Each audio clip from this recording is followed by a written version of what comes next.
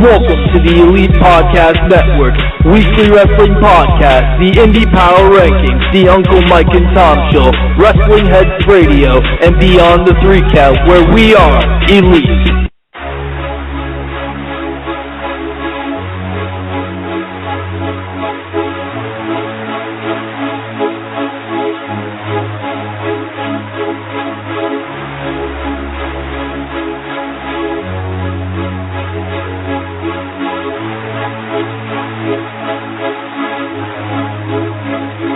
WHRadio.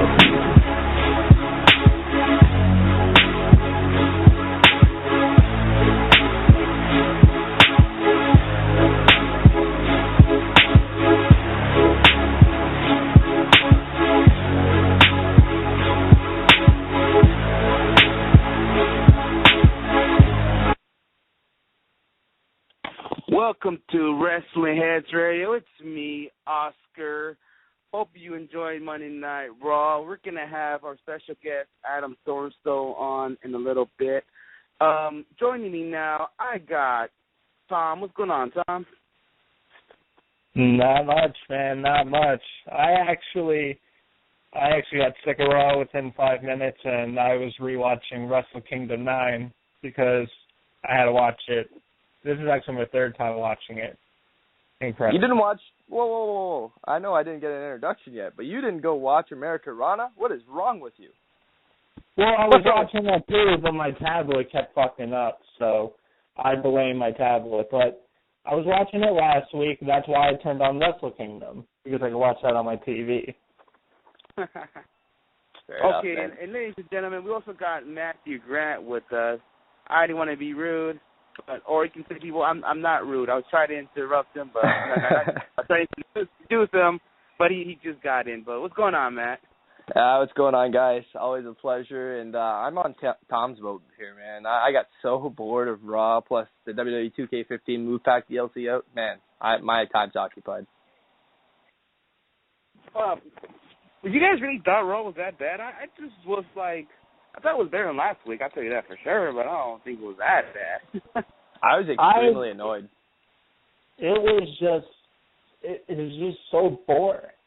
There was nothing in there that interested me except for one thing in particular, which I stayed up to watch that for.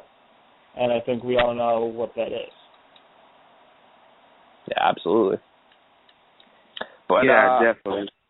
We'll save that for the Raw talk later on. And like Oscar was talking about there, let's get into some Alpha One wrestling talk. Matt Rats this coming Sunday night in Hamilton, Ontario, my hometown. Awesome. Yeah. All right. I've been seeing this all over Twitter, and you know what? Anything Rugrats themed, automatically awesome, but it's Alpha One Wrestling, so it just makes it even more awesome. Man, when I saw the Alpha One crew design this whole deal, I was just like, wow. I was very, very impressed. This is actually an idea I threw at them, too. I don't know if they took it from me. They had it beforehand. I don't want to sit here and take credit for it, but, just saying. The main event for that show sees a debuting Cedric Alexander take on Josh Alexander, take on the current Alpha Male champion in Brent Banks. 3 men, 3 separate goals, 1 Alpha Male championship. Let's get your guys' predictions, because, this is this coming Sunday, so let's talk a little bit about it. All right, let's just go our matches. Just tell me the card right now, and I'll give our prediction. Like I said, the main there, Josh Alexander, Brent Banks, Cedric Alexander, current champion Brent Banks. Who do you got? Probably go with Brent Banks on that one. It's hard to say, but I don't know. It's hard for me to just not to pick over Brent Banks. To be honest with you, I'm not really familiar like what's going on around. Like, okay. Hey, if you need a little bit of, I can give a little bit of history. I don't want to take too much time up. The Oppression debuted a couple shows ago at the July show, actually, and then Brent Banks ended up winning the Alpha Male Championship at the King of Hearts tournament, the show after. which with the help of the oppression. And ever since then, he's been doing his best to just hold his grasp on that championship. He defended it at the final act against Alessandro Del Bruno and Ashley Six, and he goes into his first title defense of 2015, and a very interesting one at that. Interesting. All right. Let Tom give out his prediction. What's up? What you got, Tom? I think Brett Banks could retain, but my gut has me taking Josh Alexander. He's going to take this one. I mean, the guy is just, what is there to say about him? You know, his nickname is obviously awesome, but I just started watching Josh Alexander in singles matches, and watching him on his own is just as fun as watching him team with Ethan Page. I was going to say, there's one word you can use, or two words I should say, you could use to describe him. That's his nickname, the walking weapon, man. Oh, without a doubt. And like I said, I like the Monster Mafia, I like them a lot, but just watching both Josh Alexander and Ethan Page when they're on their own, it's just as fun. And especially I like Josh Alexander. He's got his own little unique style. He's got his own, kind of unique look. He stands out. And the crowds love him. People are getting behind his back more and more as the months go on. So that's why I think he's going to take the alpha male title here. And fun fact, actually, from Alpha One Wrestling is Josh Alexander is the only man in Alpha One history to hold both Alpha Male and Zero Gravity championships simultaneously. So, speaking of that Zero Gravity championship, we have the Zero Gravity champion himself, Ricky Shane Page, defending that championship against Eric Ryan. Both these talents pretty much from AIW. If you're not too familiar with the AIW products, then I don't know what you're I should say you're missing out on a lot. I don't know what you're missing out on. I know what you're missing out on. What the hell am I? Yeah. I really enjoy Ricky Shane Page. He was a guy I'm fairly new to, but watching his stuff in AIW, once again, another guy that just kind of stands out. He's a bigger guy, but you would never know it because he moves like one of the Young Bucks. And it's awesome to see, and I'm really looking forward to seeing what he does in 2015 in any company whatsoever. So I think this would be a good starting place for me to check him out. I agree. And I assume with that said, you're going with the Zero Gravity champion for the win? I am. All right, and let's push it to you, Oscar. Like I said, I'm trying to get familiar with it. I've seen it before, though. Don't get me wrong, though. Don't say I never watched it before, but I'm not just familiar with the environment. That's the thing. It's going to be hard to me to give a prediction. I'll give you a little bit of a hint. I think Ricky Shane Page is an Alpha One regular with Eric Ryan being not. Okay. Ricochet.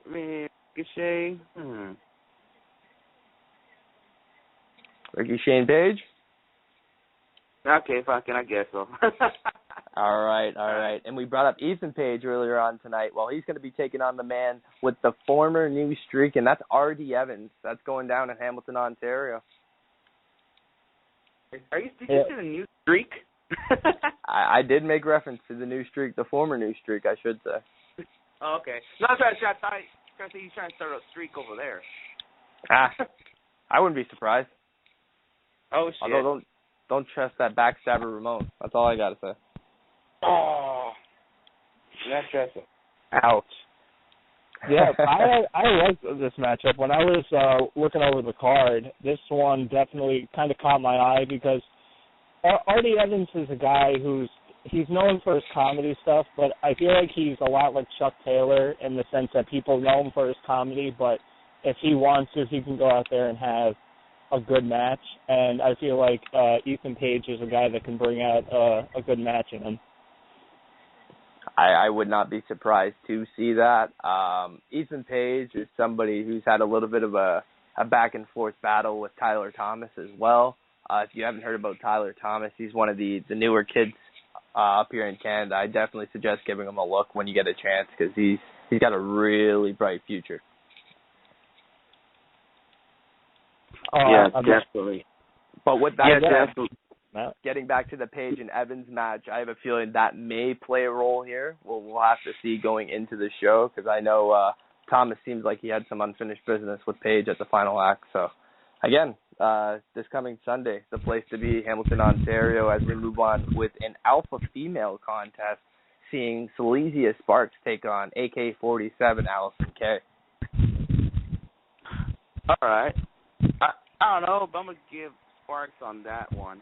Hold on. Before we move on, I just want to let our listeners know, I know we just did 10 minutes at our show, but just in case you just tuned in, if you're expecting an interview with Adam Thornstowe, we'll call him in a bit. He'll be joining us in a little bit, and we'll be talking about Raw a little bit later after the interview.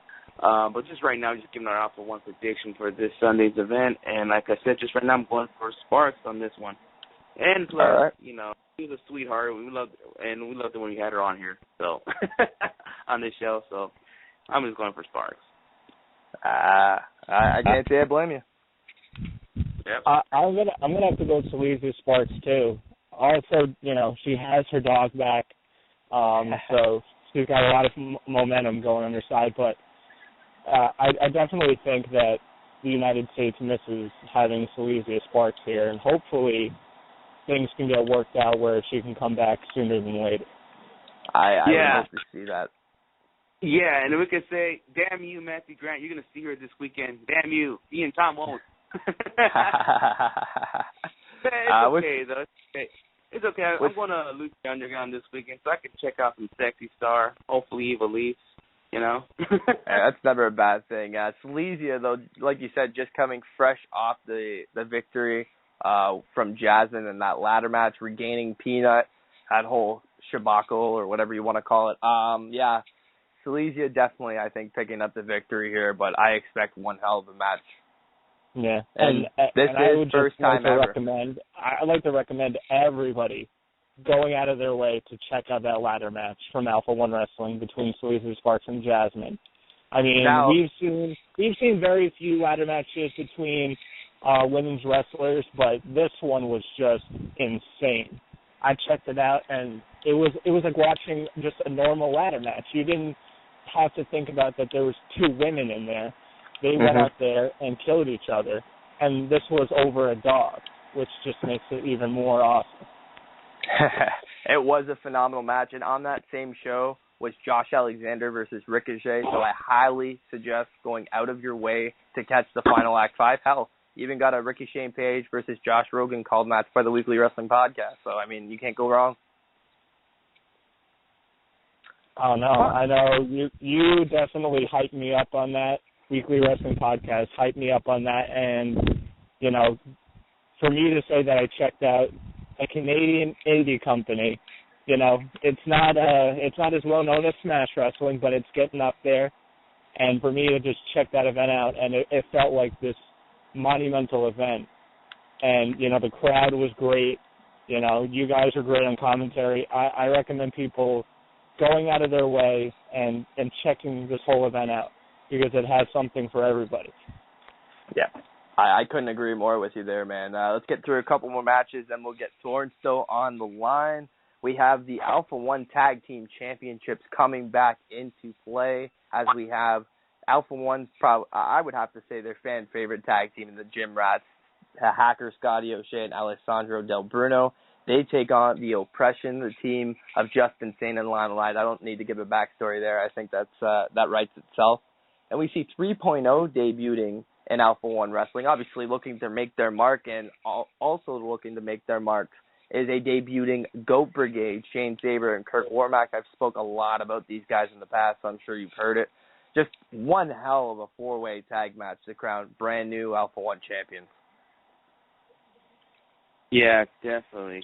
I'm going to go with the Rats on this one. I don't blame you on that one. Scotty O'Shea and Alessandro Del Bruno have won tag team championships here in Ontario in the past. I can't say that. I was going to say the only team to do it, but you do have the GOAT Brigade in this contest, plus 3.0. We know their tag team success, so it's going to be a really interesting contest. And how about you, Tom? I'm going to go with the GOAT Brigade. I think that they are gaining a lot of momentum in the tag scene, and I think this will be a huge, huge win for them. So, and I think they can pull it out. So I'm going to go GOAT Brigade. I wouldn't put it past Shane Saber and Kirk Warmack, one of my favorite tag teams on the scene right now. But we'll go to the final match booked for the card, as we have a gauntlet for the gold match, aka pretty much a Royal Rumble. I don't know how they're gonna exactly do the rules of the match, but I'm assuming a Royal Rumble. Anyways, the point is it's for the number one contendership for the Alpha Male Championship, and we have guys such as Ty Colton, Tyler Thomas, Easy Ear Kearney, Ashley Six, Josh Rogan, Reese Greenaway, The Oppression, Kingdom James, Steve Brown, and I'm pretty sure a few others will pop up in that contest. Yeah, that's interesting. That's really hard for me to predict, but I'll let Tom go on this one first. Put him in a bad spot, eh? I personally think Ashley Six is going to win this. I know very little about the guy, but once again, another guy that you hear about him over social media and through you guys with the Weekly Wrestling Podcast and the Indie Power Rankings, and you hear about this guy and you want to check him out. And once again, a guy who's, I think, going to have a big 2015, and I think this would be the way to start it off. Ashley Six qualified for the Prospect Tournament. He won the King of Hearts Tournament in Alpha One Wrestling this year. Perfect candidate for a win there, Tom. Go ahead, Oscar. Yeah, I was going to say, I was actually thinking about picking Ashley Six. It's just like, it seems like he's just an obvious pick, like, you know, he's very obvious pick. You know, he's pretty much starting off a great 2015 so far. So that's like an easy one to pick, but fuck it, I'm just gonna pick Ashley Six then. And I guess I didn't really give my predictions at all, so I guess I'm gonna throw mine out there for the entire card. I think Brent Banks is gonna retain the Alpha Male Championship. I see the GOAT Brigade winning the Alpha 1 Tag Team Championships. I see Silesia winning that Alpha Female match. I see Ethan Page winning the match against R.D. Evans. Ricky Shane Page retaining his Zero Gravity title. And like you guys, I'm going to predict Ashley Six for the gauntlet for the gold win. But I'm going to get Adam Thornstowe on the line, guys. If you guys want to throw out any plugs while I do it, feel free to make it happen. No, just follow Alpha One at Twitter. Check out the event this Sunday if you can. If you're in the Canada area, go check them out. Maybe you can see Mr. Matthew Grant. Give him a hug when you're out there, please. And hopefully you're single, Mr. Grant. I am. That is a true fact. Ladies, he's single, so there you go. Yeah, just make sure you check out Alpha One Wrestling, another independent promotion that's rising up. Like we said earlier, check out Final Act 5. It's a great place to start if you're unfamiliar with Alpha One Wrestling. Perfect place. You're going to see a great match between Josh Alexander and Ricochet, and of course, like we said, the awesome ladder match between Silesia and Sparks and Jasmine over the custody of Peanut. Hey guys, I come back bearing a guest. I'm going to let you guys take it away from here and introduce them. Tune into Wrestling Heads Radio, guys. I'll be back on later on to talk about my, I won't say my Raw thoughts because that's just going to be a burial fest. But you guys let me know and I'll be back on. Enjoy the show, guys. All right. Let's just, we're going to give Adam Thornstowe a call right now. And already happened, brother. He's on the line. All right, go ahead. What's going on, Adam? Hey, how's it going, guys? Man, I just want to say thank you for joining us. Just for our listeners, in case you guys have a question for Adam Thornstowe, you can always tweet us at WrestlingHeads at any time during this interview. Feel free to do that if you have any questions. Adam, let's just get the show on the road, shall we? Yeah. First of all, I got Tom joining me. Tom, Adam Thornstowe, say hi. Adam, thank you for joining us tonight. Yeah, man. Thanks for having me. Yeah, we're just, like I said, we're glad to have you on, man. I guess I'm gonna ask the first question. So, Adam, how did it all started? Like, when did you decide to become a professional wrestler, and how did you get in the business? Well, same story as everyone else. I watched it growing up, and then backyard wrestled in high school, and then there's actually just a school in Reno. Yeah. I actually had a offer. I did gymnastics through high school, and I had an offer to go to Berkeley on a scholarship. I didn't want to do it and waste my parents' college money, or the school's money, I guess, at that time too. And tried out wrestling. A guy named Brian Brigger, who used to do jobs in WWE, got his feet lit on fire by Papa Shango, and then Mustafa Saeed from the Gangsters ran the school. So signed up and just went through that, and I don't know, started getting on the road in Northern California and Southern California. Yeah, interesting. Going back to your backyard days, I used to do that too. We didn't listen to the whole, WWE, don't try this at home. So I was like, fuck it, screw it. Yeah, I think anybody who wanted to get into it really bad, one way or another, backyard wrestle. I actually saw it, I think, my junior year of high school on, public access. Okay. I actually saw Luster, my tag team partner. He was on it, and that's actually how I met him. I was 17 in the backyard and stuff like that, and he was a punk rocker too, so became friends pretty quick, and, it was just fun back then. I don't know, we weren't too stupid. I mean, there wasn't a whole lot of backyard kids doing light bulbs and shit like that. It wasn't smart stuff either. It's funny that we started because kind of like three things. One, we saw a documentary which featured Christopher Daniels back then when he had hair, and he visited a backyard, and he was nodding his head like, oh my God, this is ridiculous, He had to look like stupid. And then another time, at that time, the show Jackass was big at the time. So I was like, we should do some stupid shit, just hit each other with light bulbs and shit like that. And we all were dumb as wrestling fans too. But yeah, that's what I used to do my back for days. Yeah. All right, I just don't want to be hogging you, Mr. Thornstowe, but I want to pass it on to Tom. Tom, you got a question, man? Yeah. You said you got your start Southern California. You grew up in the Nevada area. Around the time that you first started, I think Southern California wrestling was just beginning to kind of kick off. You had All Pro Wrestling, and then Pro Wrestling Guerrilla was just getting started. Kind of just the makings of Southern California wrestling were beginning. Did you hear anything, going down there, and that's why you decided to kind of go down there instead of maybe moving east to the East Coast for, CZW or Ring of Honor or something like that? Why did you choose Southern California?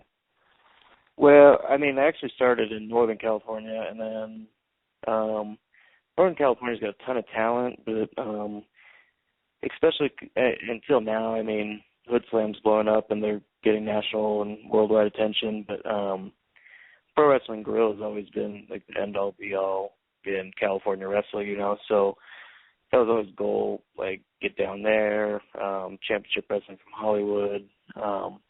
There's just more work down in Southern California, so even, All Pro Wrestling is Bay Area, and that was a big goal, too, just seeing Beyond the Mat documentary and all that. I actually got most of my work outside of places through All Pro Wrestling, Roland Alexander when he was alive, and Marcus Mack now. But if I knew now, or then what I know now, I would have moved to the East Coast and trained out there instead. Because even as much as you can work in Southern California, it's just Southern California. If you go to the East Coast, you can work Philly, New York. You can do all those shots on the weekend still. And I probably would have done it then. I just, like I said, there was a wrestling school in Reno. It was available. There's a lot of work in Northern and Southern California, and there still is. So, I don't know. If I could have done it then, I probably would have moved to the East Coast, knowing now. Yeah, I could definitely see that. You know, some people from the East Coast say, well, I wish I maybe would have moved west. You know, people from the West Coast say I would have moved east. It's all, you know, whatever scenario happened. And I think in the end, it's where you started. I think it happened for a reason, whatever you started. And, you know, it's wrestling. So, and if I was starting out, I wouldn't care if I was wrestling in North Dakota. Right. That's kind of what it was. You know, I wanted to get trained, and like I said, it was accessible. School was 10 minutes from my house. I could jog there, you know. And, they ran like 4 days a week, so, I mean, I loved it. I mean, it was easy. Mustafa knows his stuff. Brian knows his stuff. And then I got to go to California, and Mike Modest and them had branched away from All Pro Wrestling, so they had Pro Wrestling Iron for a while, and I was getting training from them. And I don't know, it was just, you know, crapshoot of training and getting a bunch of different opinions and styles from everybody, so it was great. And I'm sure it would have been the same on the East Coast, you know. It's just one of those things where you could work more states, I guess, but California is just such a big state that I don't know if it matters one way or another. It's just it's hard without a national name, I guess, to get flown out to East Coast places and stuff like that. Not that it doesn't happen, you know, but you just work hard and pay your dues, I think. And you know, Lester and I finally starting to get flown some places, and you know, grateful for that. And I just think a lot of times there's an East Coast bias out there too, fan-wise, but I think the East Coast fans a lot of times are, I don't want to say better, but there's just more of them, I think, you know. So I'd like to wrestle out there more in front of those people. I like Southern California fans a lot too, though. So I don't know. Definitely. All right, Oscar, I'll pass the next question on to you. Yes. Funny you mentioned all these SoCal promotions in here, but I want to ask about a show that you're going to be participating in 2 weeks. It's going to be the Wrestling Cares show, or you can say /AWS. You're going to be involved in a tournament, which everybody should know that you're a part of a tag team called Reno SCUM. And this tournament is like I said, it's a tag team and a women's tournament. Which last time, Wrestling Cares had a tournament. It was basically focused on more on single competition. They did have tag teams in the women's division, but this time it just seems like it's more focused on the tag team and women. My question I'd like to ask you, how honored to be in this tournament with teams like PP Ray, a little question mark here, but Forever Hooligans. Now with all these Alex Kosov rumors that's going on right now. And there's more tag teams like Footloose is in there, the Revolution. There's more names to be on it. But how do you feel you're honored to be in this tournament? We've already contacted us. We're super honored. We were actually worried at first we weren't going to be able to do it because Lester got shoulder surgery back in October. Yeah. And he rehabbed the hell out of it, so he's ready to go. So, you know, we're grateful that they actually held that spot for us without even knowing. We didn't know till probably about a week and a half ago that we're for sure going to be able to do it because he got back in the ring and he's good to go. Okay. So doing that, we're like, you know, they put a lot of faith in us by just giving us the opportunity to, you know, put us on hold and then, yeah, being in there with PP Ray and Forever Hooligans, I think Suburban Commandos, Los Luchas are in it. Yeah, there's a lot of different teams we'd like to wrestle. The rumors at Kozlov were kind of bummed because we're kind of hoping to draw Forever Hooligans because through like 2014, that was a match that kept trying to get booked, and then either they'd be in Japan or we'd be in a different place. I think there was like 4 different times people tried to book that, and it just kept falling through. Yeah. Arizona tried to book it too, so I don't know if that happens. You know, pretty bummed, but I understand either way. You know, if you need a break, especially the schedule that the Hooligans and all that keep. Yeah, super honored to be in it. It's going to be a long 2 nights. It's going to be an awesome 2 nights. The venue Bart runs at, actually just wrestled Chris Hero at in December, and we've wrestled a couple times there, and it's a great venue. It's really great fans, so looking forward to it. It's a lot of matches, a lot of variety on the show. I think Gargano's coming in to wrestle B-Boy also, because B-Boy's the champ down there, so Yeah. should be a really good weekend of wrestling. I think when they first ran Wrestling Cares, they had, I think they did it in like 8 or 10 different shows or something like that, or tapings or whatever.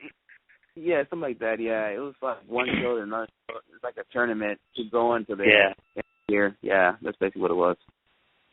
So I think this one will be, it'll be a tighter run show just because they have to get it all done in 2 days. Yeah. I don't think that'll take away from any of the talent or potential matchups. I don't think they've released the first round yet, so, or as far as I know. So, but yeah, any of those teams would be great. Like I said, Hooligans, PP Ray's on our list. Wrestled Commandos a bunch of times, but been good with them. Los Luchas too. That'd be fun. Yeah, and I noticed the Wrestling Cares, they always do something for like a cause. It's like I remember I went to one of their shows. They did something for like a wildlife company. This show is about like it's almost like they want to give out a little donation for a sick kid, if I'm not mistaken. I guess this kid has like some kind of disease, if I'm not mistaken. And, yeah, I guess that's what this show is about. Like send out a donation for this. I believe she's a little girl that is sick, and it sucks, and no child should go that way, but it sucks. But if anybody that is going to the show, which I'm going myself, I'm going to the show as well, I guess you guys should donate and help her out and fight this disease, because this is not a. This is something that not every kid should suffer, and no, not at all. Family too. So right, yeah.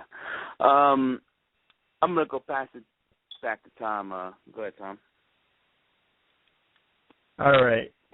Oscar was just talking about 2015, but I'm going to take a little step back and talk a little bit about 2014, because you had a pretty big year. You faced Chris Hero for the PWB heavyweight title back in December, like you mentioned.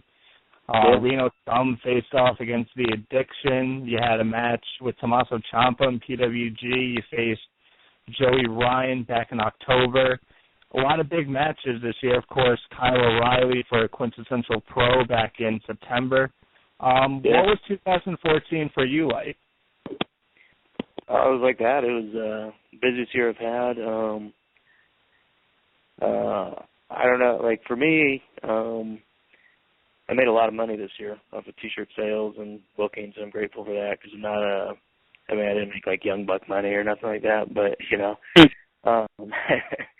but no, I was not even a national act, independent wrestler. Made a ton of money. Get to spoil my wife and kids for Christmas. So first and foremost, I'm grateful for everyone who booked me, flew me out. Everyone who bought T-shirts and stickers and 8x10s and shit like that. It was just awesome. Very grateful for that. And then as far as the talent, I got to work singles and as a tag team. It was amazing. It I don't know. Started with PWG. Wasn't really thrilled with the match, unfortunately. Kind of last minute. I don't want to make excuses. It just, I don't know. It just didn't click that night. It sucked because I hadn't been back there, and PWG's always been one of the big goals and stuff like that. But not somebody who dwells on the last match. Just look forward to the next one. Had a really good one in front of like 7 people with Kyle O'Reilly. It was a lot of fun in Vegas. And then Joey Ryan at APW. We worked with Joey dozens of times. And that one, I think APW drew like 500 that night. And I don't know, I think it was the best one Joey and I had. We're both really happy with that. And then ending the or doing Cauliflower Alley for the Roland Alexander Memorial Tag Team match with the Addiction was awesome because Daniels and Kazarian wrestled Roland a lot earlier in their career, and then to come into Cauliflower to wrestle us, and I don't know, they're such cool guys, so easy to work with, really helped us shine.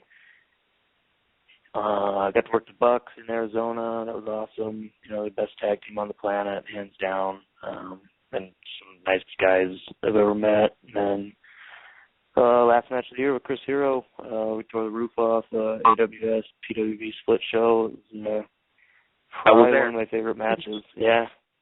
Yeah, I was there. It's a good match, by the way. Thank you. Yeah, I liked it a lot. So, yeah, 2014 was cool.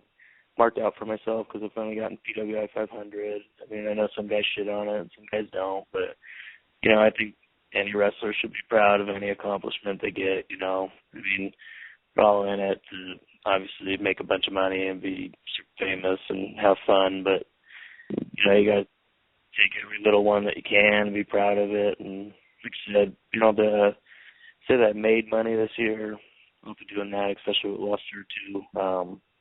It's an awesome year, and hopefully the momentum continues this year and keep doing some big things. Definitely. I would say you had a great year. I mean, you've been in the business for well over a decade, and I think in itself already just says something about you because you have so many guys that you never hear of that last 2-3 years and then fade away because they couldn't handle it. So anybody that lasts over a decade, obviously they're in the right business and they're in that business for a reason.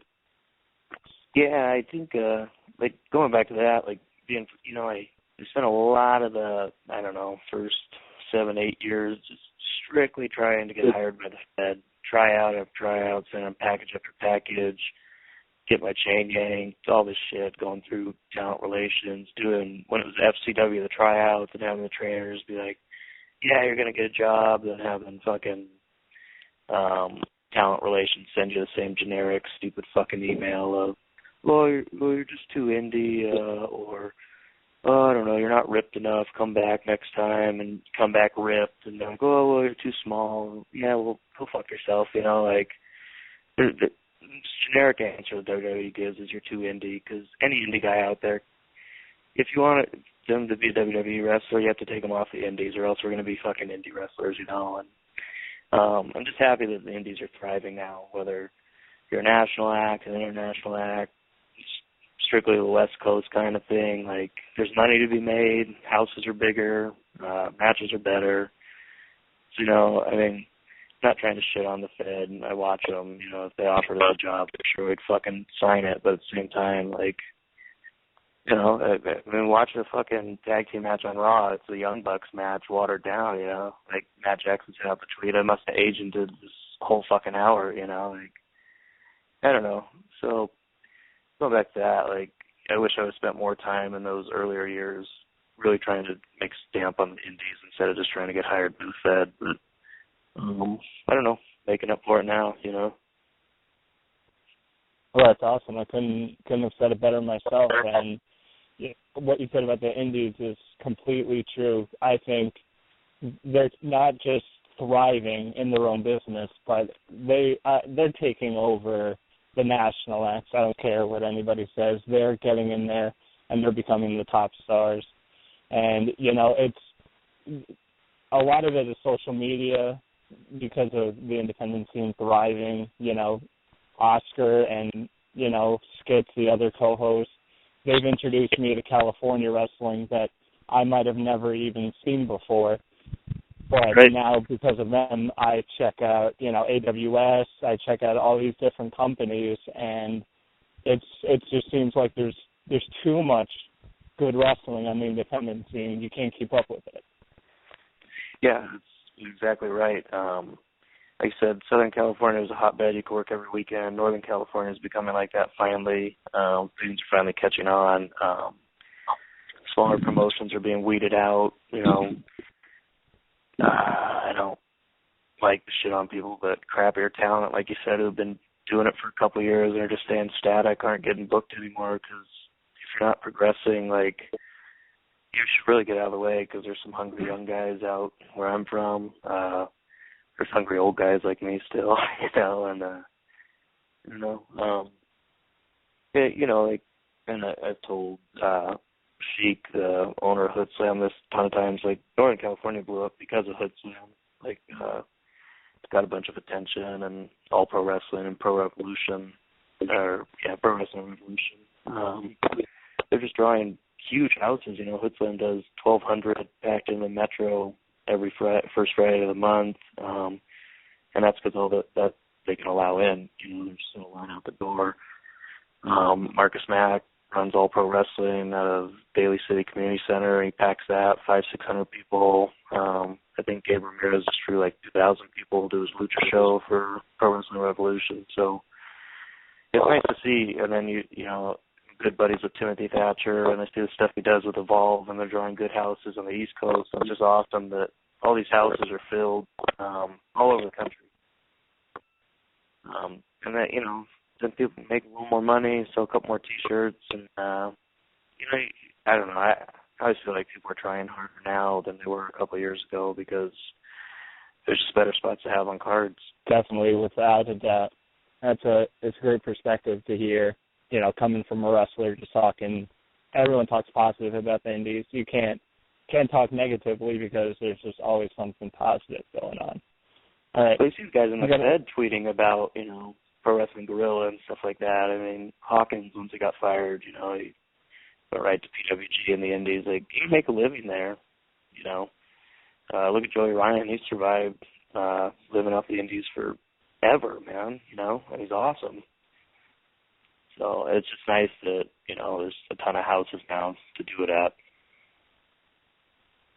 Oh, yeah. It just seems like people are saying that, you know what, if I can't make it to a national level, if I can't make it to Japan, I think I'll be fine here in the United States indie scene, because it's going up, and I don't see it coming down anytime soon.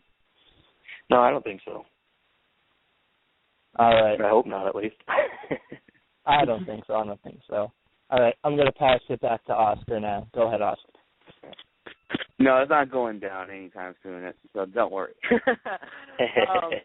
I want to ask you about a company that you also are the world champion as well. It's called Quintessential Pro. I attended some of these shows. I was at the show when you had that match with Drake Younger before he became a referee. And this company, they had talent like Steen, now known as Kevin Owens, Drake Younger, like I said, Michael Elgin, Kyle O'Reilly, T.J. Perkins, now known as Madnick in TNA. There was a list of talent that had been on the show, but you have been their first and only world champion. My question to you is that how do you feel that you're the first and only world champion with all that talent they brought in from that company? Like, for Alan and them who run it over at QPW, like, and not just being self-mark, I thought it was a really smart move. The tournament where I won the belt, I beat Joey in the first round, Kevin Steen in the second round, and then Brian Cage in the finals. I think going in, everyone expected Brian to beat me. And so I think it was a really smart move. And then, tear the house down with Drake. Just done so many positive things for me inside and outside of wrestling. Such a great guy, and I'm so happy for him in a smut. That was awesome. All of the stuff. The guy who started QPW saw me wrestle at Cauliflower Alley, and he wanted to use me. And, he paid me well. He flew me in. Then I got to wrestle Joey and Kevin. All those guys were instrumental in actually getting me booked in PWG for the first time. So, I think it's a smart move. I'm honored to do it. Obviously, it's awesome because, he emails me and he's like, hey, I think I'd like to do you versus O'Reilly. What do you think? And I'm like, yeah, fuck yeah. Those are guys I want to wrestle. Not that you crap on homegrown talent, but, when you get to wrestle these guys who Wrestle International. It's more exposure. You get to learn a little more. You get to learn a little something different. Hear some different stories. So yeah, I love it. I'm honored to be their champ. Hopefully, I don't think they have a return date yet. Hopefully they return to Southern California instead of Vegas again, because I was kind of blessed in Vegas. Okay. I think it's hard to run in Vegas unless you're Future Stars of Wrestling, who I predominantly wrestle for down there. Joe DeFalco just, has a good thing going at FSW, and I think he's kind of got the market locked down in Vegas. Not that there's not plenty of room for someone to move in. I just, we're going back to QPW. But it's awesome, all the talent I get to wrestle. Yeah, definitely. It was a great promotion, and anybody that's listening that have not watched Q Pro, you can actually watch some of their stuff on YouTube. Just subscribe them. It's all on there, yeah. That whole first tournament they did. Yeah. Their first show with the Bucks and Addiction was the main event. I was there, and yeah. Yeah. Yeah, the show didn't work for them, was their first one. Yeah, and just check it out. Watch all that. It was good. I attended some of the shows. And for future reference, if it ever happens in California, that's fine. If it happens in Vegas, I will probably be there, because I just got an email from the hotel I'm staying for the Ring of Honor event that's happening in March. I actually got a little discount till 31st to stay at that hotel again. So if you guys do it on at Vegas, I will be over there. Thanks for the hotel. Oh, there you go. Yeah. So I'm pretty sure you can have it again this year in 2015. And I'll see whoever defend your title again. Yeah, that's great. And going back to that tournament, I remember while it was going on, I remember everybody saying, "Oh, Kevin Steen's going to win," or Joey Ryan, one of them two. But you actually shocked the crowd that you actually won the tournament. I guess they're expecting someone like Kevin Steen or Joey Ryan to win it, but they actually choose you, and you have not lost the title, and you've been your only world champion. And hopefully that'll continue on, man. And no one's gonna beat you there, and you're the unstoppable force there. Yeah, I hope so. I mean, shit. Yeah, it was funny because I think a lot of people were expecting Steen to win it, and yeah. When I beat him in the second round, it was this weird reaction. It was almost like this, like, holy shit, did Kevin just lose kind of thing, It wasn't like it was weird shocking. pop or people shitting on it. It was just, people were in shock, and it's cool. I really appreciate Kevin. He's a little hurt before that match, and then he really messed up his knee during the match, and we had to cut it a little short. It was super cool. I just really appreciated the time I got to be in there with him, and he worked through as much as he could with his knee, being bad at the time. So it was nice. Yeah, definitely. I'm going to go pass it back to Tom. And like I said, man, hopefully we do another show pretty soon. It doesn't matter in California or in Vegas. Like I said, Vegas, I got the discount. So I'm just going to wait. I'm going to look at their Twitter. I'm going to be looking at Twitter, so I'll be waiting. So tell Alan, I got the more name Alan, do whatever you want to do. Yeah. I'll be there. Sounds good. All right. Go ahead, Tom. Yeah, my next question for you is, being over here on the East Coast, like I said earlier, I don't know much about West Coast wrestling apart from namely PWG, because that's, the easiest to obtain, and AWS and Oscar and has been telling me all about it. But in your opinion, besides you, obviously, and your partner, Lester the Legend of Reno SCUM, who are some guys out there that I and everybody should be paying attention to that people might not know about? El Supacabra. He's another guy who started in Sacramento and then came up to Reno. He's amazing in the ring. Brian McQueen, he was trained in Reno. He's been doing about a year and a half. I keep trying to tell him to move to the East Coast or something. Kid's really talented. Timothy Thatcher, he's finally starting to break out. he got it signed to Evolve and all that. So that's where he is now. Virgil Flynn, Sheik Kanabati. Sheik, like I said, owns and runs Hood Slam. So I don't know, Hood Slam's not for everyone.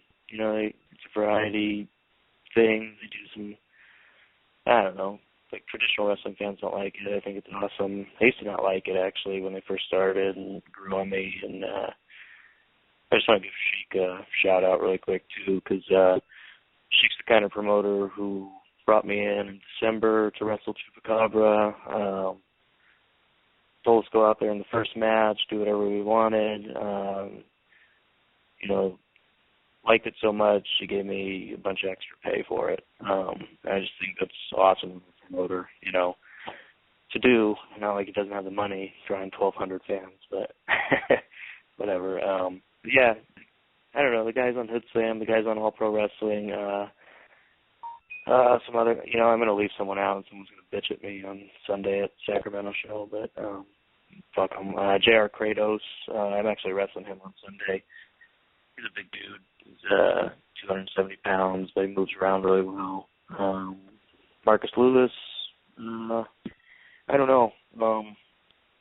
You know, Northern California, like I always said, it's bastardized. It's got so much talent. It just doesn't get the exposure it kind of deserves. But like you said earlier, it's kind of our own fault if you don't go out there and get it. You know, I was stuck, like I said, trying to get hired for the Fed forever. And I tell these young guys all the time that are just breaking in, like, you know, save your money, spend the extra dime, go to ROH camp, fly yourself out to some promotion and try and get a triple shot out of the weekend. You know, got to spend money to make money. And ton of talent out here that, you know, it's up to them to go out there and get it.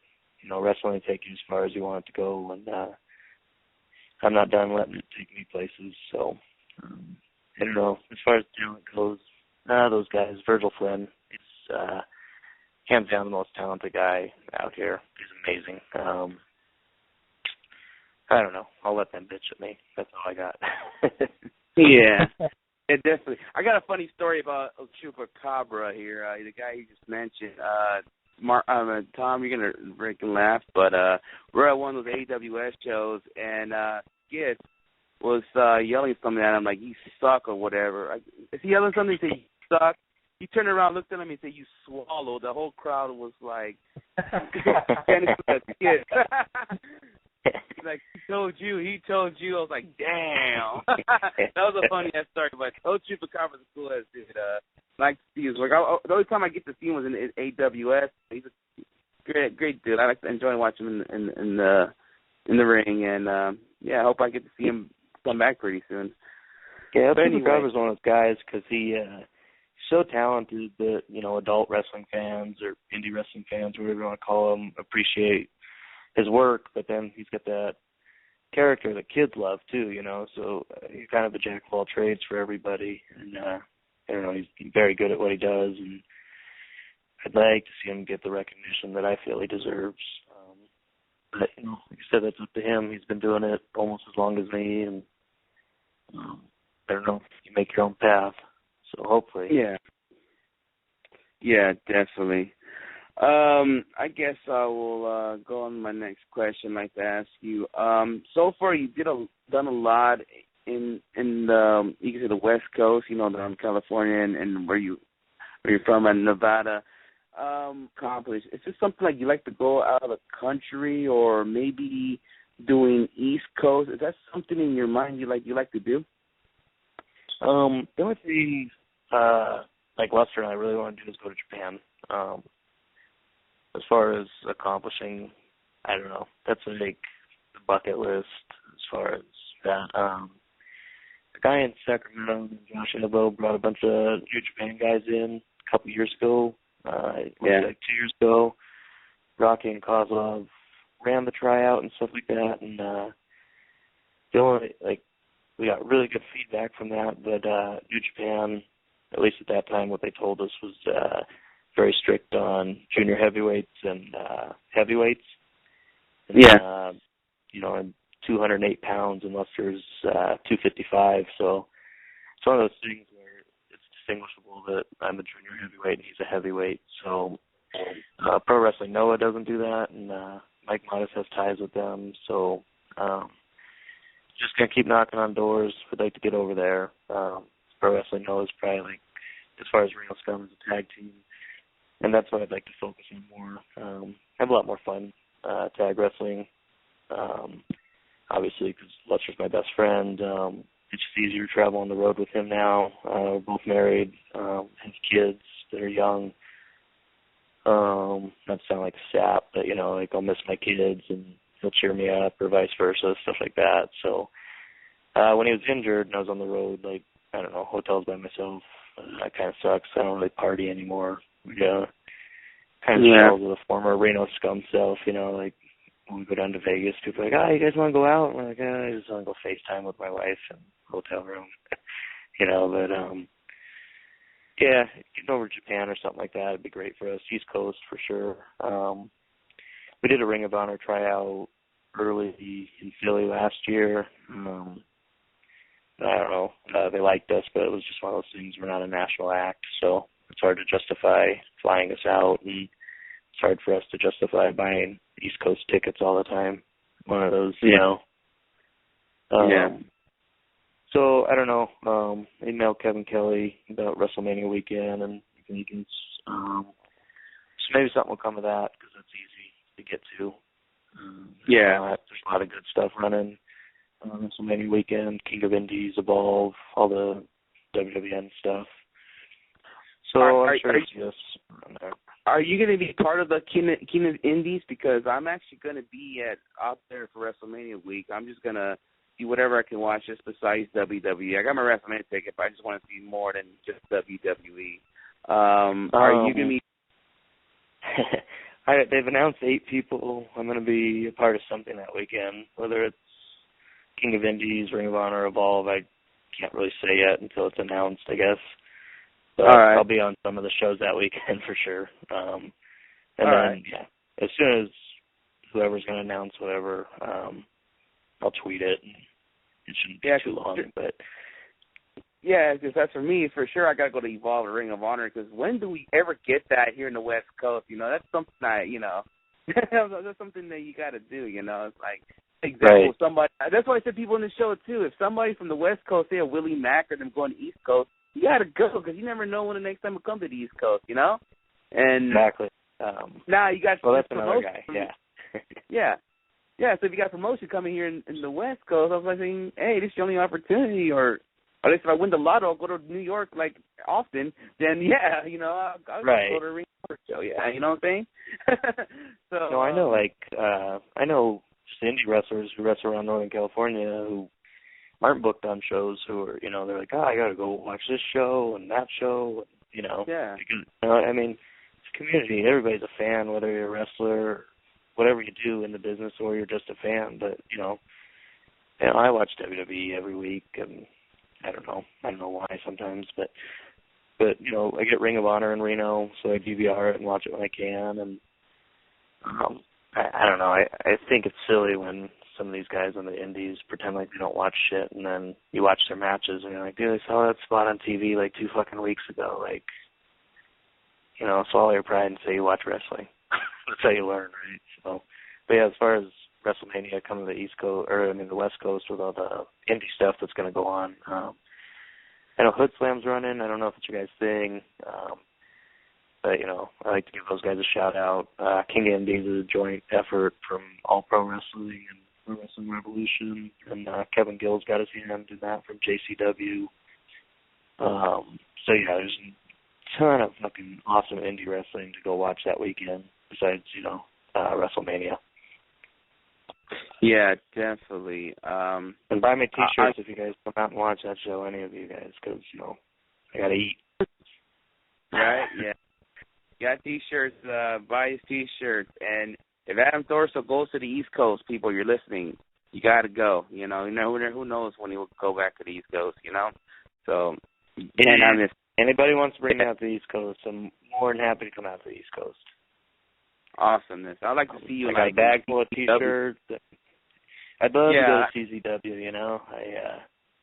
Yeah, you know, like when you set goals, as far, like I said, I probably want to focus on tag wrestling, but I'd love to do like best of the best or something like that. I think best of the best was around before I was at, you know, I knew CZW was one of the first in all pro wrestling. Like before I was a wrestler, like in Pro Wrestling Illustrated, they were getting coverage and stuff like that. Like, those are the companies I knew about before I was a wrestler. And I was like, man, these things are, you know, like, because as a kid growing up, all we had was WWF and Reno. Didn't even get WCW for a long time, so I didn't know there was an alternative. We started getting those magazines. I was like, fuck, this is so cool, you know, and holy shit, you can train to be a wrestler and stuff like that. And All Pro Wrestling used to have the boot camp training school ads and that and stuff. So, yeah, I'd love to go out to the East Coast just because, I mean, childhood dream of, you know, reading that shit in magazines and shit, like, a ton of East Coast talent I'd love to work with that I haven't gotten to and or even met, so, or Beyond or any of them. You know, I watch it all. Or at least I catch something, highlight reels. And, you know, awesome. You know, I love wrestling. I mean, if you're not watching it, I don't know why you're doing it, you know? Right. Yeah, I feel you on there. Tom, you got another question for him? Yeah, I got a final question here. Earlier, you just mentioned, you know, you're kind of out of the partying days, and you'd rather, you know, go home and talk to your wife and talk to your family and just kind of relax. Is it, how do I say this? Getting a little bit more difficult as an experienced veteran, you know, your body's sort of, you know, taking its toll, and now you have a family, you can't go out there and party and drink all night and then just wake up and chug some coffee and a Red Bull and then go back to wrestling. So does the veteran status kind of come with some downfalls? I don't think so. I just grew out of all of that. For me, you know, like, I mean, I know guys my age who still do it, and that's their thing, and they don't have families or nothing. I don't know. I look at everything I've done. Wrestling is a blessing. You know, I don't know. I keep going back to it, but just story-wise for that. Tried to get hired by WWE, couldn't. I've always maintained a job in surgery at the hospital, and I went for a tryout where I thought I was getting hired, and I didn't, and wound up taking this class in the operating room. That's where I met my wife. So as far as all that shit, like partying and all that, like, I don't know, like, everything happens for a reason. My wife and I went to our work Christmas party, and I got pretty drunk, and it was the worst hangover I've ever had in my life. I'm just too old to fucking do it. Like, I can't hang with the young guys. I was hungover till 5:30 the next day, throwing up. And, you know, I got twins. I got a boy and girl at home, and it's like 15 months old, and, you know, you got to look at them and like, oh, Dad can't play with you because you're puking. So, I don't know. Wrestling, like, last year, like I said, I made money, so it was a job for me, and I treat it as a job now, where if I'm hungover, I can't perform, and, you know, I'm on borrowed time. I can't do it forever. Like you said, like, I don't care whether you're doing it internationally, WWE, like, indies, like, if you go hard and you go out there and you do it, like, your body's going to shut down at some point. And I've had my shoulder worked on for it. You know, I realize at some point I'm going to have to stop. So, like, to be able to continue to do it longer, I just can't go out and party. I just have to go get rest, go to the gym, and then go wrestle and get home safe to my family, because Monday I got to be husband and dad, you know. So, yeah. I mean, I guess Reno SCUM's a gimmick now. It's not a lifestyle anymore, but it was a lifestyle for a long time for us. We were, you know, real punk rocker, whatever. Sometimes piece of shit, but now we're just family guys. You know, we're very fortunate to be where we're at. Yeah, I think that's very the case understanding wives. for a lot of guys. You hear a lot of guys just say that they don't want to go out and party. They'd rather just go home, go to the hotel, you know, talk to the family, get on Twitter. And it's maybe it's because we don't see it for what it is, but I feel like the hardcore day of partying, I mean, there's still partying probably going on, obviously, but I feel like the hardcore partying is just kind of like moved past. I think guys just want to go to the hotel, and like I said, they're like, let me just check Twitter, and then the next thing you know, they're like, well, I don't want to get up. I think it's that, and I think a lot of the younger guys who grew up with the 80s and 90s, you see some of these guys at conventions that we idolized as kids that are obviously in rough shape from wrestling and all the drugs and partying, and you're like, I don't want to be 55 having to take a booking. I don't know if that sounds shitty to some people, but I don't want to be wrestling when I'm 55. You know what I mean? Because I have to. It's one thing if you want to do it, but I think a lot of these guys need to pay out or whatever, and it's heartbreaking, kind of, because we all idolize them, and I'm not going to name names, but we all see them, and I think that puts it into perspective for a lot of us, where it's like, you got to be a little better with your money, you got to be a little better with your time, you got to be better with your family, and so you don't wind up like that. And because it's sad, like these guys are making, tens of thousands of dollars weekly sometimes, and they don't have anything now, man. Like, that sucks. Yeah, definitely. It's a little bit demoralizing, but just like you said, I think guys are just getting to a point where they know where they want to stop, and they know their time frame, and they just want to make the best of it and go out there and just get as much done as they can. Yeah. Well, I forgot to say that. I was going to say that to Lester. The only other goal we have, too, is Lucha Underground. We're big fans of that. We think that's awesome that they're doing that. It's a different alternative. We got some buddies that we hear some great stuff about that. So we're going to try and shoot for that this year, too. I think that'd be a smart career choice for us, I'm going to be there this weekend at the taping. Yeah. Yes, I'm bringing my mother to the first show because she actually likes the show. Yeah. I don't get the channel, but I watch the highlights on YouTube, and especially that first show with Morrison and Ricochet. Fuck, that was awesome. They just letting those guys go out there and be themselves. Yeah, it was great. And I was like, fuck, this is fresh. I like the way they do the vignettes and stuff like that. I'm really stoked for Brian getting to debut, and Benny, B-Boy, and Cholo and all those guys. It's awesome. Those guys too get their due. Benny's made a living off or B-Boy has made a living off the indies for a long time, but I always feel like he's so talented and didn't always get his due, and then get on with Lucha Underground and stuff like that. Really happy for him. Yeah, definitely. You know what? I believe they do need a tag division. So, do I see Reno SCUM at Lucha Underground? Yeah, why not?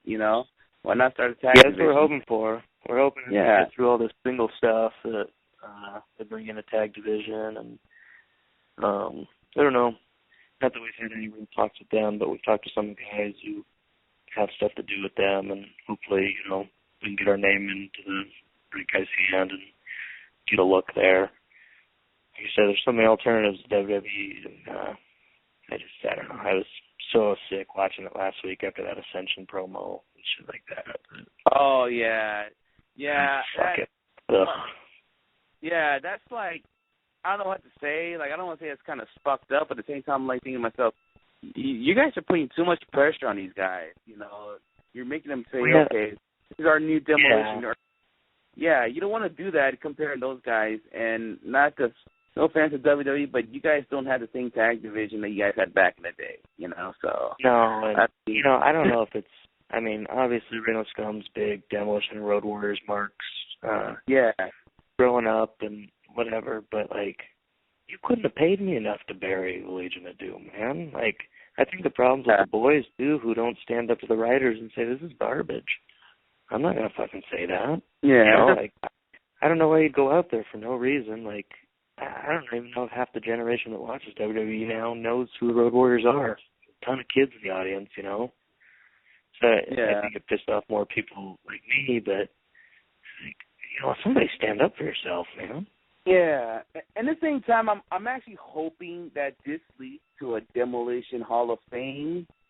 Yeah, because I would love to see those guys. Those are now the Macho Man's going in. Now we all know the news broke in today. He's going in, but that's my next team or whatever that goes to Hall of Fame, Demolition. I want to see those guys get in. So now you got Randy Savage on my list. Now my top priority is hopefully they'll put in Demolition. So that's what this was leading to, because if it does, I'm going to the Hall of Fame this year.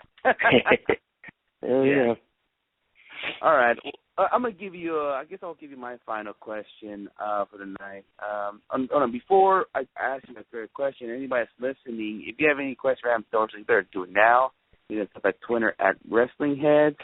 And, if you have any questions, just do it. I bet you got to do it right now. I suggest you do it right now. My last question I'd like to ask you, where will Adam Thornstowe be in 5 years?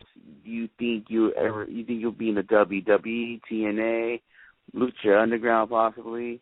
Will you maybe be PWG World Champion? Add another collection there? What can you see yourself doing in 5 years? Man, I don't know. I know I'll be happy, because I spent a lot of time being unhappy with wrestling, and found a lot of glass half full. But 5 years, bold prediction: Reno SCUM in Japan.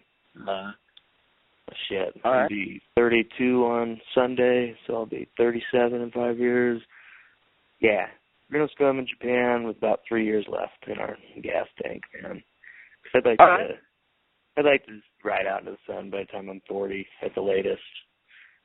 Wrestling's been very good to me. I'm very appreciative of it, but I don't want to be that guy who hangs around forever. There's old veterans who should move on and give spots to younger kids in every area. So, but yeah, Reno SCUM in Japan, Reno SCUM and Lucha Underground is the feather in the cap for us. I got to write talent relations at WWE told us to send them an email in early January, so I guess I should probably send them an email. I don't know. Terry Taylor saw us wrestle The Addiction at Cauliflower Alley, and sent Canyon Seaman an email back in October, and he told us to email him in January, but I don't know. Yeah, they probably need us to come squash the Ascension now or some bullshit. Yeah. But no. Why not? But like I said, it's always easy to trash everything, but I don't know what would happen if WWE offered us a contract. But Japan and Lucha Underground, especially with families now, be way better moving to Florida. Not that we wouldn't, not that it wouldn't be a discussion we'd have with our family, but WWE's not like the goal. The goal is just to make money on the indies still. Buy our t-shirts. We got new Walking Scum t-shirts, like a Walking Dead, Night of the Living Dead rip-off t-shirt. It comes out this week, and then a couple more coming out this year, and all the old ones. And, put me on Pro Wrestling Tees. Tell those guys. Close why not? Twitter followers. Why not? We're on Pro Wrestling Tees. Put you guys in Pro Wrestling Tees. Might as well. Yeah, right? Let those East Coast guys buy some of our shirts. I know, right? East Coast. Buy his T-shirt. Or wherever show you'll be at next, buy his T-shirt. All right, Adam, before we let you go, do you like to give any plugs for any of our listeners who would like to follow you on Twitter or anything else, or something like that? Yeah, follow me on Twitter at Rocklet and Scum. Like I said, you can buy my T-shirts through PayPal. Every single penny goes to my kids' college funds. I got twins. Except December, I take all that money and spoil them and my wife for Christmas. So, happy wife, happy life. So it's up to you guys. Or else, she's gonna be mad at me. Yeah, but Rock Legend Scum on Twitter. At LegendBaby81, my tag partner. But then, like I said, just thanks to all the Northern California, Southern California, Vegas, Arizona people and starting in Oregon here in February. And thanks you guys for having me on there and let me talk about myself. Really appreciate it. Yeah, like I said, we're glad to have you on. Hopefully we could do this again in the future. And I'll be seeing you in 2 weeks at the Race in the Ring tournament, and hopefully you win this thing, you know? Yeah, I hope so. That'd be a pretty big honor. I want a ring anyway. Right, get your own ring, right? Yeah, so that's right. Get a ring before the Super Bowl, right? Why not? That's right. So, all right, you guys. Thanks, man. All right, have a good night, Adam. Thank you. You too. Ladies and gentlemen, that was Adam Thornstowe. He's a great guy, great guest to have. Glad to have him on. I'll be seeing him in 2 weeks at the Race of the Ring tournament at the AWS Wrestling Cares merger show, and hopefully he does win it. And he could be Reno SCUM could be the first to win that tournament. Hey, he's my vote. He's your vote. Yeah, definitely. Great dude, man. Great dude. Great interview, guys. Props. Anytime. I know what to do with my West Coast, so I can take care of these guys. On a serious note, I just wanted to comment one thing. It's cool that you have a talent that's not afraid to bury some things. I find some talents hold back because, you know, they don't want the Fed to get the wrong opinion of them or whatever. But I love Thornstowe, man. Cool dude. Cool dude. Yeah, he's a great dude, man. I'm going to see him in 2 weeks. Like I said, Wrestling Cares, I will be there, and hopefully he can win that tournament with all these tag teams that earned there, like GP Ray, maybe Forever Hooligans, Forever Commandos, those Luchas, you know, those Footloose, all those guys are going to be in that tournament. You know, hopefully they can walk out as the champ, or they get their own ring, you can say. Yeah, I'm gonna be rooting for him. I'm gonna be helping for him. It was a great interview, and you know, I still think, and I've seen dozens of other people in agreement saying that Adam Thornstowe deserves another chance back at PWG without a doubt, especially with some Ring of Honor talent leaving. I believe Adam Thornstowe can fit in there. And he said he wasn't too happy about his match with Ciampa earlier this year. But didn't he still get Please Come Back chance, if I'm not mistaken? I want to say he did, yeah. Yeah, so he did. So even though watching that show back, I think he did, yeah. Yeah, so even though he didn't think that he had, you know, a good match, and that's his, you know, own thoughts of, I think wrestlers are always more critical of themselves than the fans are. But it takes, I think, the PWG crowd will not be shy to shit on you. And if you're bad, they'll let you know. And if they want you back, that means you're doing something right. Yeah, definitely. That was a great interview, and I guess it's time to move on. Mr. Matthew Grant, what should we do next? Let's move on to Monday Night Raw. I know I didn't see too much of it, so I'm going to let you guys take the lead here. But there's a few things that really stood out to me, especially the ending. Do we want to start with that? Yeah, definitely. Do you want to talk about the opening that what happened with John Cena? He just pretty much ran his mouth, and then it just put him in a match with Seth Rollins, and it was a lumberjack match pretty much. And then he actually Seth Rollins actually won the match, which we all know that, you know, it led to a little story going on later on that Brock Lesnar did a great. I enjoyed the backstage segment with him and Seth Rollins, saying that he told Seth Rollins in his face that, you know, I'll tell you when it's the future, that the future is now. Basically like that. And I was like, oh shit, that was some great shit, you know. So really good backstage segment. Yeah, it was really good. So yeah, I think, you know, Lesnar's not great on the mic. I think Lesnar's best when he's just in short bursts. when he does just a quick backstage segment or a quick in-ring segment. But having him do, a couple-minute promos, that's where, he doesn't shine. But you do something like this, and it still makes him look like the baddest motherfucker on earth. Definitely. I mean, this whole pretty much year of Brock Lesnar, it seems like he's the baddest motherfucker. You can't fuck with this guy.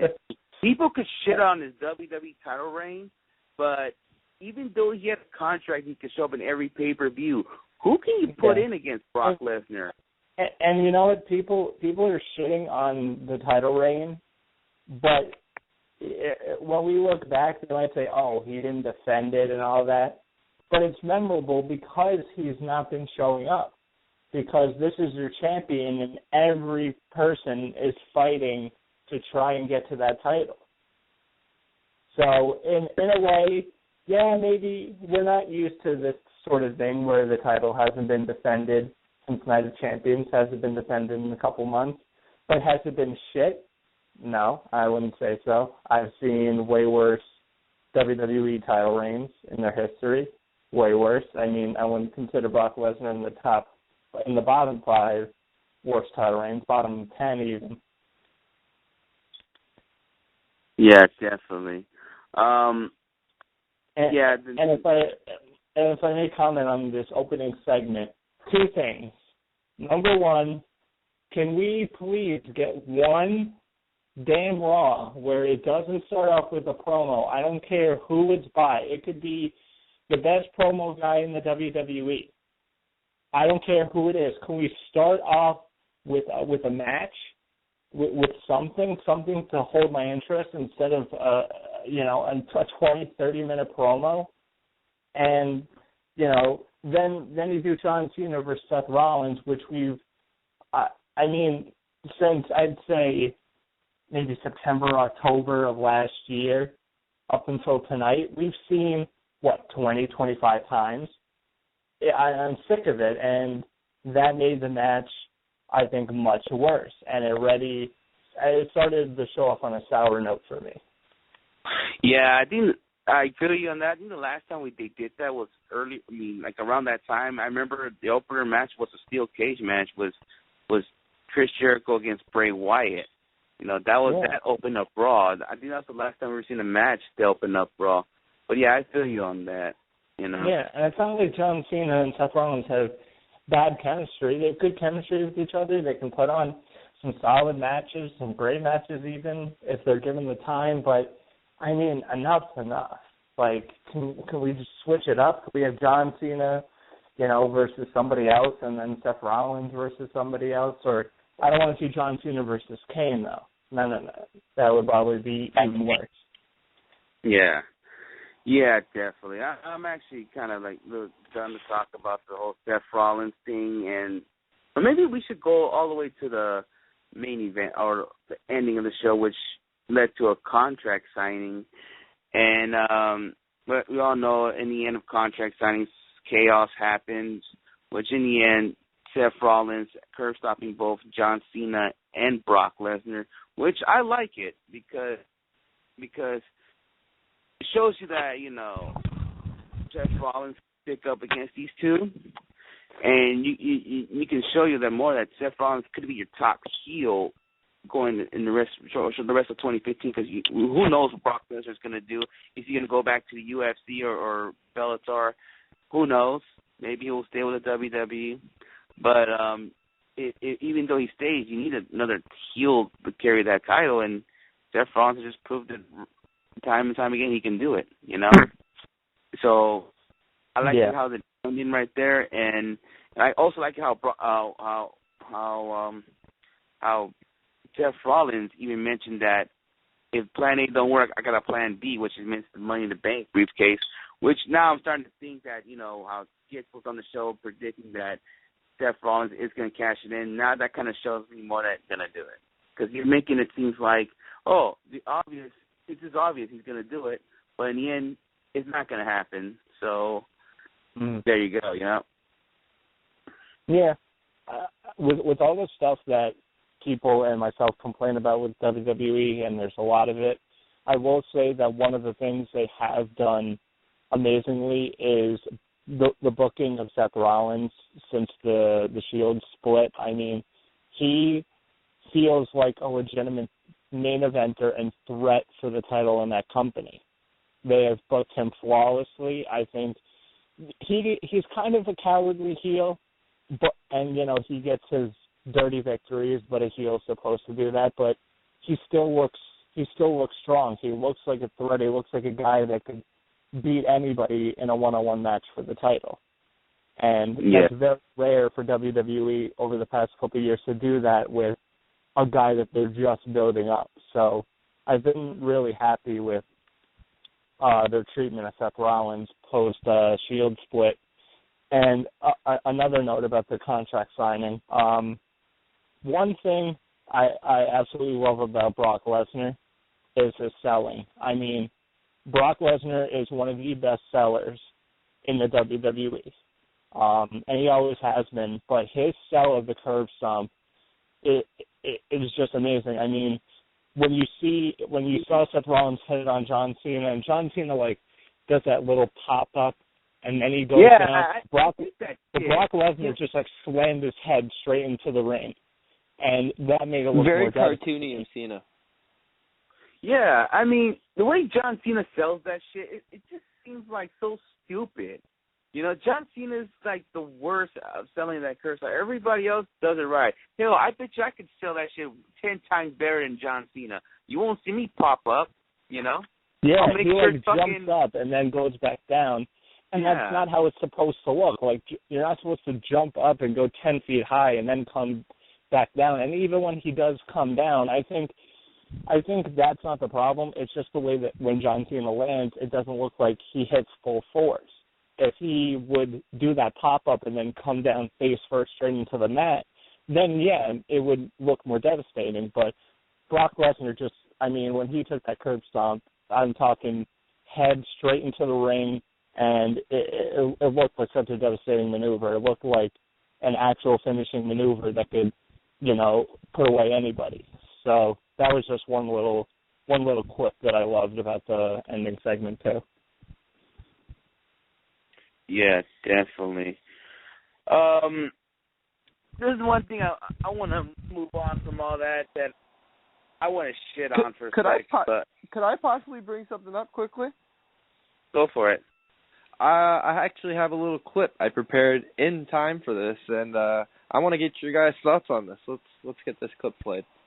Okay. But look at you. You're just so full of yourself now. Good reason. Actually, you're full of something else. You are a sniveling little suck-up sellout full of suffering succotash, son. Yeah, I know. That was not easy to say. From this past week's SmackDown. Oh my! Roman Reigns is. I don't think he's bad on the mic, but the way the WWE portrays him, he is just so awkward and. Oh my God!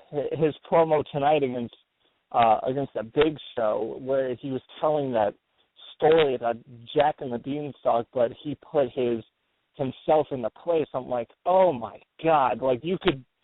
I don't think Roman Reigns wrote that promo himself. I think that was a Vince McMahon creation.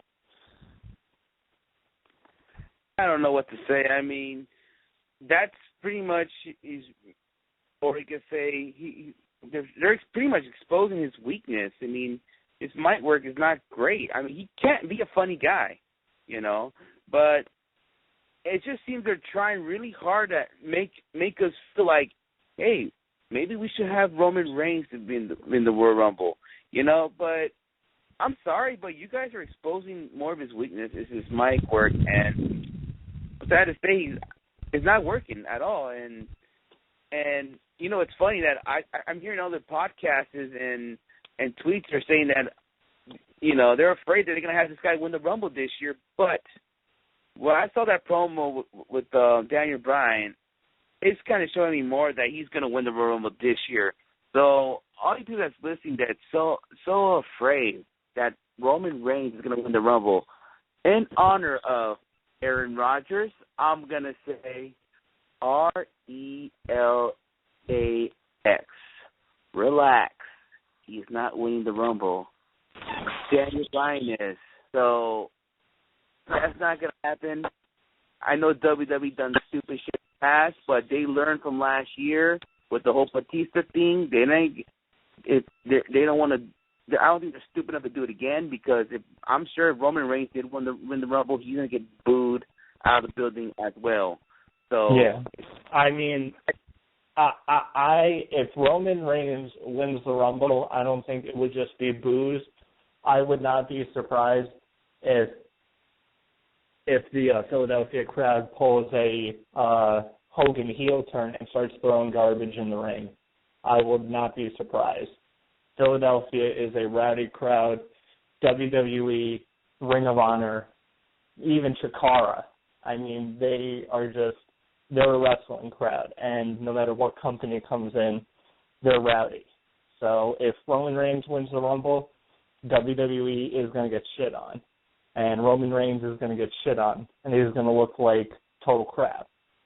It is so obvious that Daniel Bryan needs to win the Rumble. I mean, it couldn't be more clear.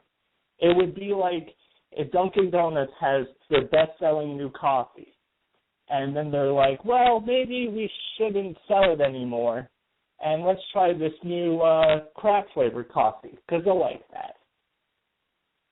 It's just, no. You go with what the people want. And you heard tonight, tonight wasn't the best of crowds, but instead of just doing the yes chant, you heard Daniel Bryan chants. They're behind this guy. Everybody loves this guy. He is the number one babyface in the company because everybody loves him. Yeah, definitely. I mean, like I said, that promo with Daniel Bryan in the ring just shows me that he's going to win the Rumble. You already have Stephanie already fucking with this guy. Like, he mentioned that tomorrow night he's going to be in the ring. Not tomorrow night. Well, basically, they're already recording it tomorrow night. But this is going to be for the Thursday night SmackDown show, and Thursday night he's going against Kane, the guy who injured him. So basically, they're doing a little storyline that, Stephanie is trying to take him out before the Rumble. So, yeah, so that's saying that Daniel Bryan is going to win. And it wouldn't surprise me freaking Roman Reigns gets number 30. And it wouldn't surprise me those two are the final two, in the Rumble. That'll be more exciting. I think WWE, I think that would be a good move to do because you have that suspension of just, oh, my God, is Roman Reigns going to win it or is Daniel Bryan going to win it? If it was like Daniel Bryan and, I don't know, Dolph Ziggler is the final two. Well, obviously Daniel Bryan's going to win. But if it was those two at the end, there's a suspension of disbelief where you're just like, okay, one of these two could actually win it. All right. Yeah. So like I said, people, RELAX. Relax. Roman Reigns ain't going to win no fucking Rumble. So relax, people. I'm confident they're not going to fuck this up. So, yeah. I mean, WWE fucks up plenty of stuff, so don't say that. Hey, if Roman Reigns win, I will fucking eat shit. Let's just put it that way. I'm holding you to that. All right. Let's just move on this. But it's something I want to shit on for a sec. That's something that I said last week about the whole Cesaro and Tyson Kidd thing. I know some of you guys are all happy they're a tag team, but I knew that they're going to get jobbed out by the fucking New Day.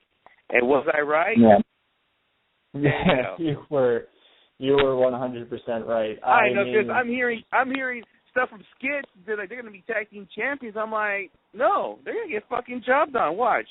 Hey guys, I got one thing for you. Set up to get jobbed on. What's up? One thing for you. New Day. Oh my God. New Day? Jesus Christ. That is what I said when I saw Cesaro and Tyson Kidd lose to the New Day. Jesus Christ. What the fuck build up Cesaro and Tyson Kidd. Why is this so difficult? Why is it so difficult to build up a damn team? What is the problem with Vince and these writers and this creative team that they can't get their shit in order? Yeah, I mean, they like to probably believe that we can't remember something that happened a week ago, and they'll have Cesaro and Tyson Kidd, maybe win next Monday night. But I don't know, it is just ridiculous.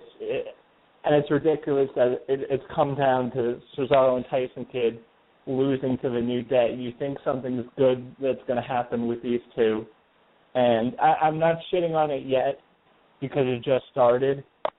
But, I mean, the signs are just point of it's going to lead to nowhere. Yeah. Now, for clarification purposes, is it a New Day or the New Day?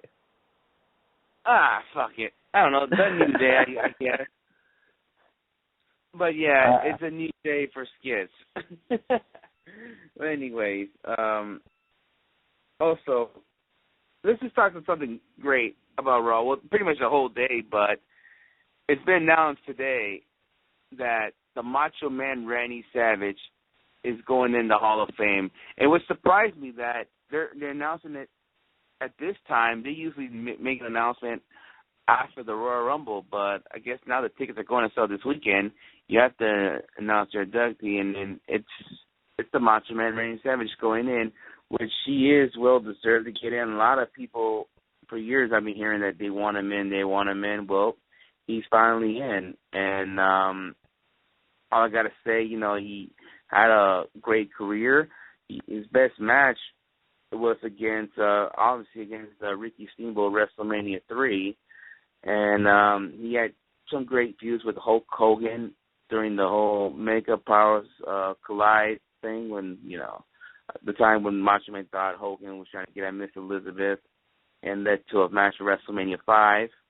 And I also like that rivalry he had with the Ultimate Warrior for WrestleMania 7, the retirement match. And it was supposed to lead to him retiring, but it didn't. He actually came back afterwards.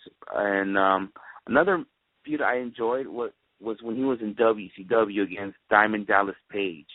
I like that feud as well. It was one of those feuds where, there's really nothing meaning to it. You don't have a title involved or anything, but it just seems like two guys that really hate each other, and it was pretty much a lengthy feud between Dallas Page and Macho Man. So that was basically the greatest memory I can think of rivalries for the Macho Man Randy Savage. But yeah, I just enjoyed his work. Sometimes I understand what he was saying on the mic. He was just another guy, the Ultimate Warrior. I didn't understand, but I just say, hey, that's cool. And yeah, he was a larger life character. It sucked that he left us a few years ago from a car accident.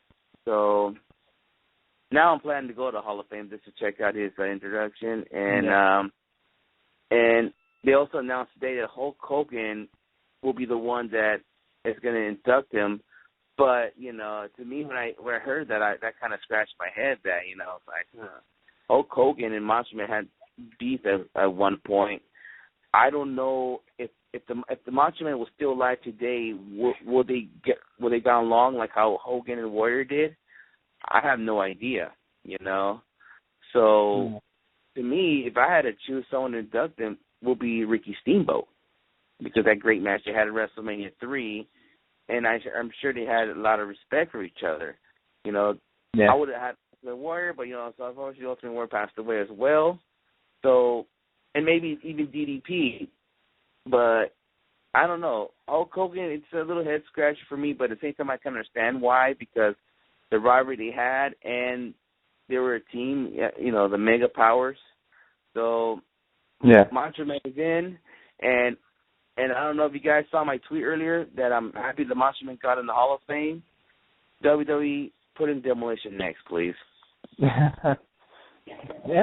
who knows? This is just the start of the announcement, so who knows who could be next, I don't know what other rumor names have been out there, but if I can comment on this Macho Man induction, obviously well overdue.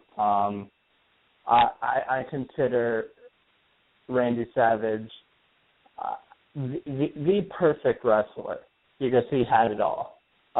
Great in-ring skills. He was amazing on the microphone.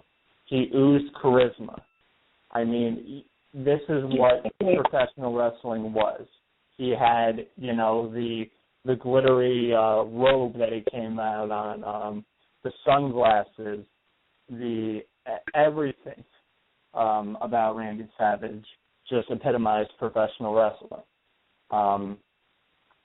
And it's definitely a shame that he's not alive to take this induction because he would like, to come back to the WWE and, and just, like a Warrior did, like San Martino did, just, the past is the past, it's water under the bridge, let's just move on, and I don't know, but it's definitely a cool moment. I can't wait to watch him get inducted.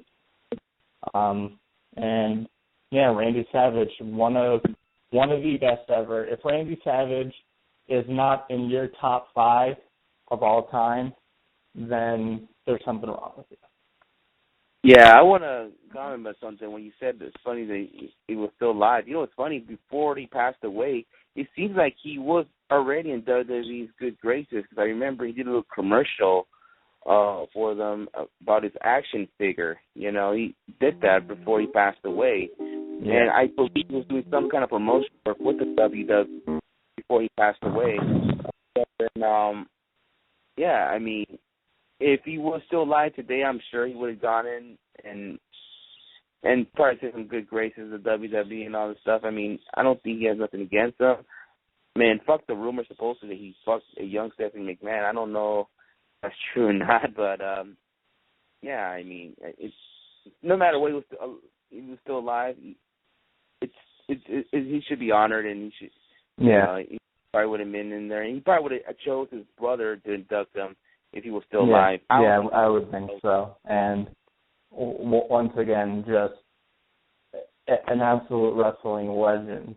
I mean, when we're in our older age and we're talking to our grandkids, and the first time that they see a picture or a video of Randy Savage on the internet, the internet will probably be more advanced, and they'll be able to find him in seconds, and then we'll say he was one of the best. Matt, why don't you give your thoughts about this induction and Randy Savage?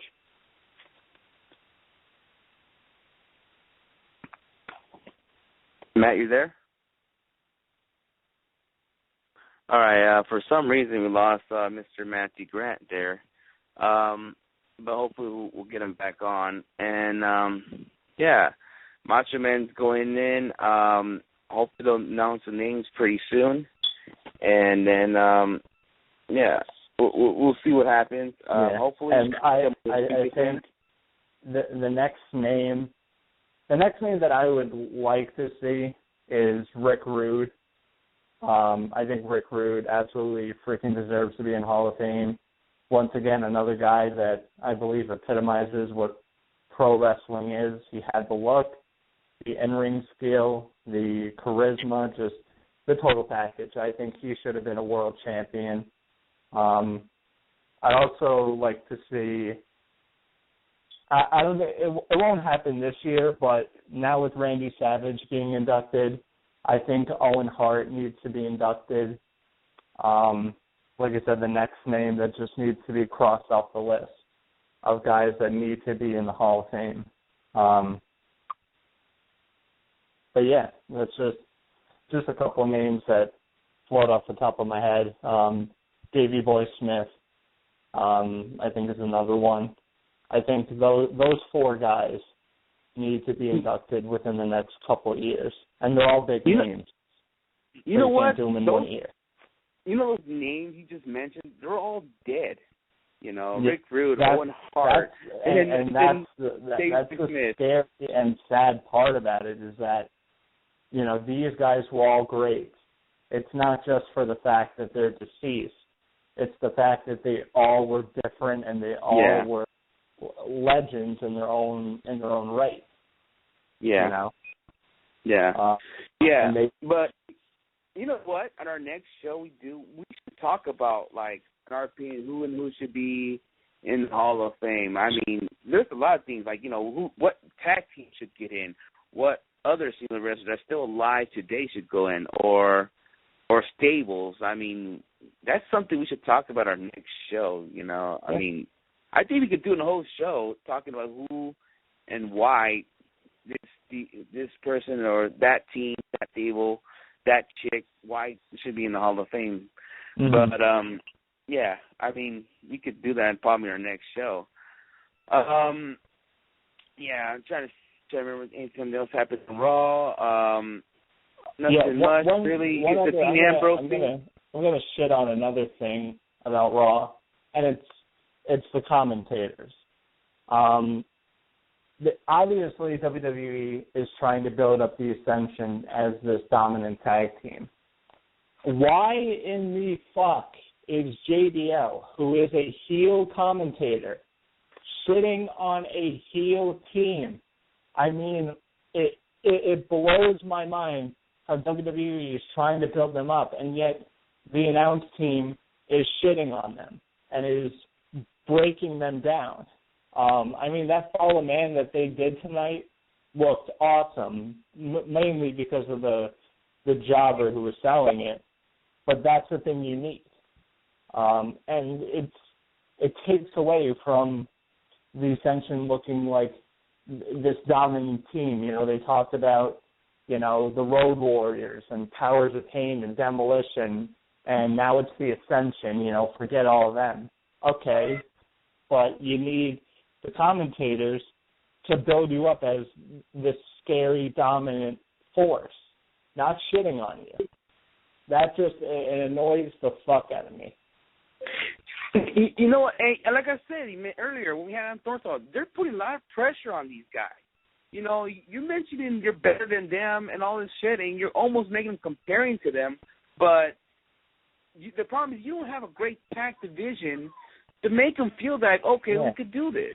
You know, Demolition and those guys were known, even we're talking on today, was because back in the early 90s and late 80s of WWE, they had a great tag division. Anybody, that tag team, if they were in this era, they could have been tag team champions. The Rockers could not be tag team champions because you had Demolition having the WWE tag titles for 16 months. But if you put the Rockers in this era, they might have probably won three times the tag team titles. Yeah, and that's the thing. And I saw some people on Twitter complaining, well, they need to stop beating jobbers. No, that's what they need to do, because that's what the Road Warriors did.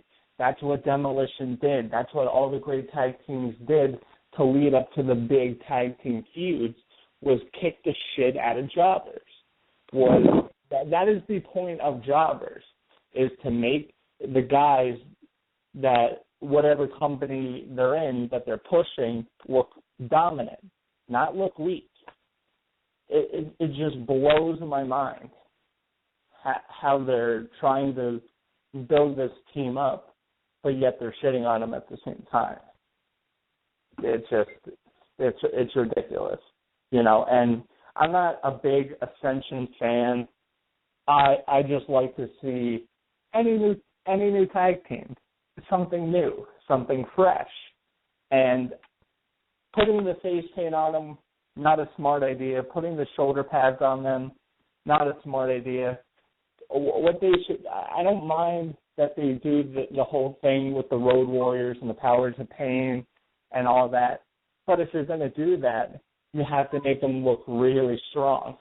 And I think one of the things they need to do is they need to have, like, a big star out there. I think, like, John Cena. And John Cena's cutting a promo or whatever, and that guitar riff goes off and the Ascension come out, and they beat the shit out of John Cena. I am talking John Cena doesn't get one move in and the Ascension just annihilate him. That's what they need to do. To just build this guy, to build the Ascension up. And you know what? Build up the fucking tag division. That would probably help too. Yeah, definitely. They need to build that tag division like ASAP if you want the Ascension to be great or memorable. That's what they need to do. Also, what happened, I'm trying to see what also happened on Raw. Nothing much. You had Naomi getting punished because what happened on SmackDown with the Usos running around the authority. I'm trying to see what else, something interesting also happened on Raw. That's pretty much it that we always talked about. We pretty much setting the Ascension in the New Day. Dean Ambrose getting help, but it went the other way around, and now we saw Dean Ambrose at a match with Rusev. I tweeted we see a feud, which may not happen, but it could be relate something to the Royal Rumble match coming up in a few weeks, and that's pretty much it. And there was a couple other little things, Luke Harper faced Roman Reigns, and Roman Reigns wins. Paige faced Brie Bella. Brie Bella won because they're doing some total divas shit that I couldn't give two fucks about because total divas is total crap. It makes the divas division look worse. I forget week to week who the divas champion is because they don't build up that division and they don't build up feuds. Holy shit. Hold on. I think I have some breaking news relating to CCW. Hold on. The Young Bucks are going to be in CCW. Oh, yeah. Next month. They're going to be in there, and they're going to be going against Ohio is for Killers for the CCW tag team titles. Yeah, that was announced over the weekend. First time ever Young Bucks in CZW. Yeah, I see that. Oh, shit, that's crazy. Young Bucks. And, CZW also announced that Trevor Lee and Andrew Everett are going to be in the Best of the Best tournament this year, and that's only a couple names announced. That's going to be looking like a hell of a tournament. CZW definitely trying to build some momentum in 2015, which is good. Yeah, and speaking about Trevor Lee, PWG announced earlier on Twitter that their next show will be at February 27th, and the main event will be Roderick Strong defending the title against Trevor Lee. That's going to be the main event.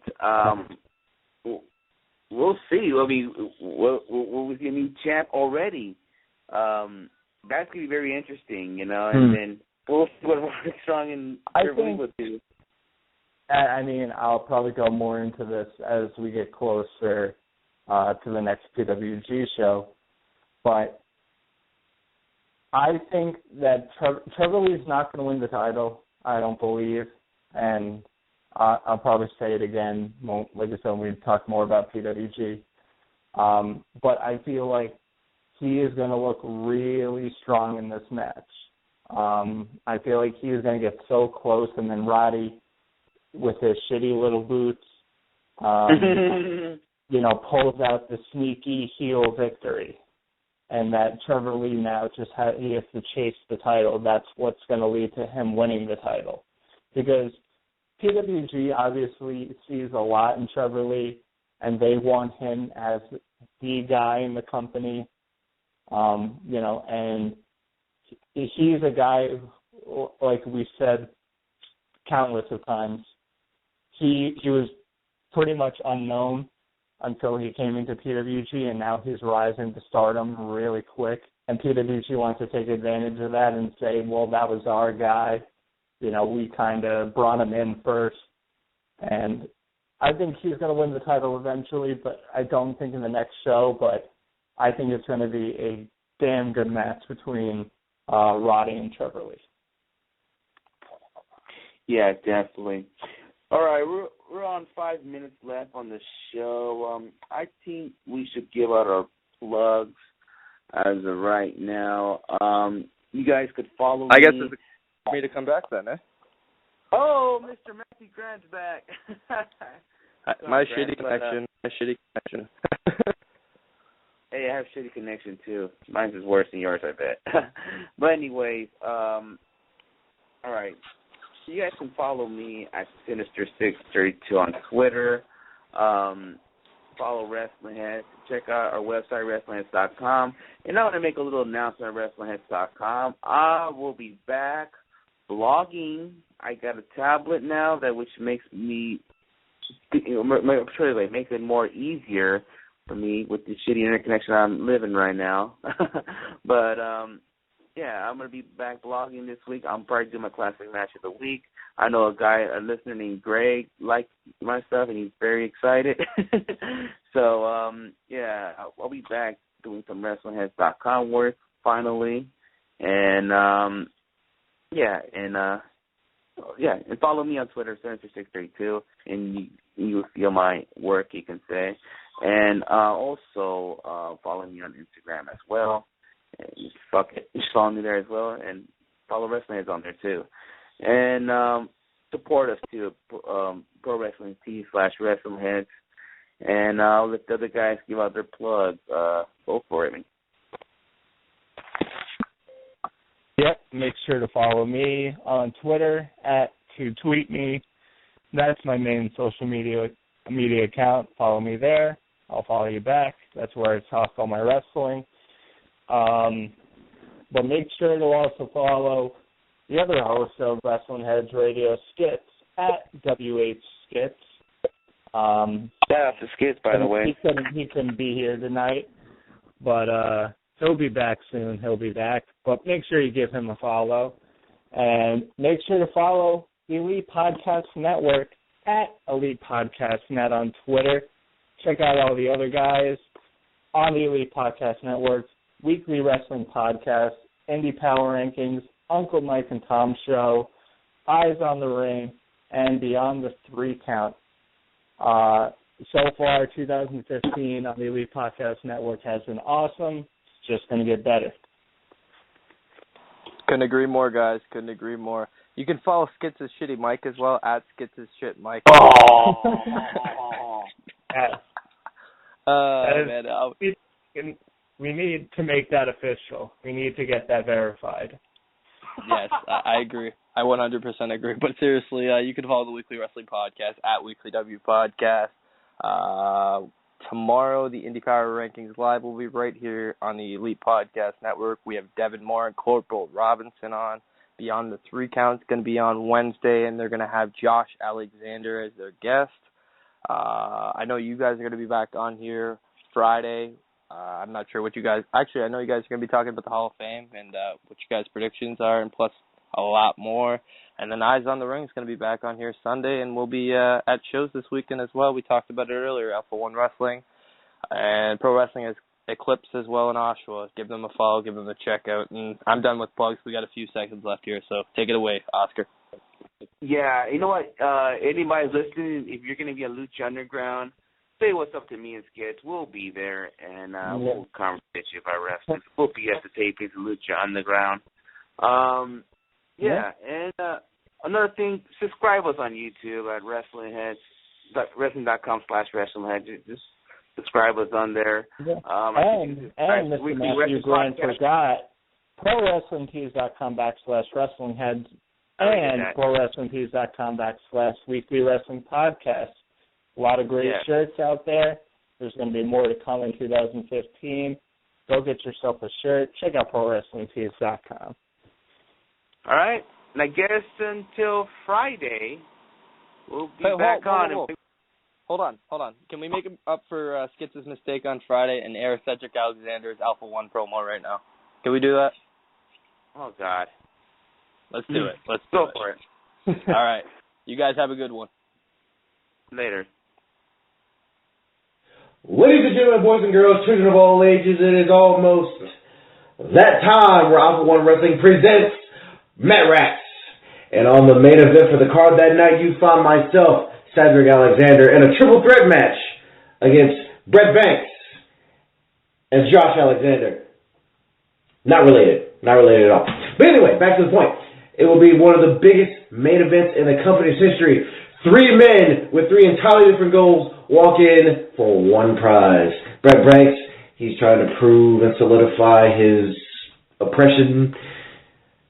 Whatever that means, bro, all I know is you're giving black folks all around the world a bad name. Now, on to Josh Alexander, who is trying to get back to the top of the mountaintop and regain the Alpha One Wrestling Championship. And me and myself, Cedric Alexander, I am looking to change the face of the company by becoming a one-time Alpha One champion. And when I do, trust me, and I will, and when I do become the champion for the very first time on that very night, Alpha One Wrestling will never, ever be the same. So I look forward to seeing everyone there, coming out, support great independent wrestling as Alpha One presents Matt Ratz, Triple Threat for the Alpha One Championship. I'm coming.